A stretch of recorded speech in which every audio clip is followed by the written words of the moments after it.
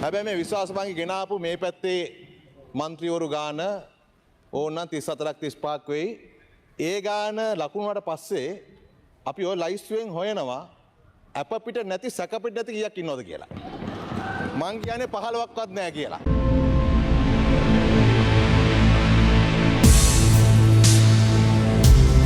අධිකරණ අමාත්‍ය හර්ෂ නානායක්කාර මහතාට එරෙහිව ගෙනල්ලා තිබෙන විශ්වාස භංගයේ තව ටිකකින් අපිට ඡන්ද ප්‍රතිඵලය බලා ගන්න පුළුවන්. මේ විශ්වාස භංගයට විරුද්ධව අධිකරණ ඇමතුමත් එක්ක 150කට වැඩි මන්ත්‍රීව ප්‍රමාණයක් ඉන්නවා. හැබැයි මේ විශ්වාස භංගය ගෙනාපු මේ පැත්තේ මන්ත්‍රීවරු ගාන ඕනනම් 34ක් 35ක් වෙයි. ඒ ගාන ලකුණුවට පස්සේ අපි ඔය ලයිස්තුවෙන් හොයනවා අප පිට නැති සැක පිට නැති කීයක් ඉන්නවද කියලා. මං කියන්නේ 15ක්වත් නැහැ කියලා. මේ පැත්තේ 150ක් හර්ෂ නානායක්කාර මහතුමත් එක්ක ඉඳෙද්දී ඔය පැත්තේ ඕඩර් ප්ලීස් ගරු කතානායකතුමා මුලසුන්ට පෙන්නනවා.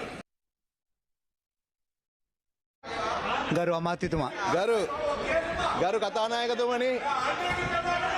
කතානායකතුමනි ඕන්නම් ඔය සද්ද වලින් ගණන් කරොත් කියන්න පුළුවන් අප පිට කවුද ඉන්නේ සැක පිට කවුද ඉන්නේ කියලා. පහුගිය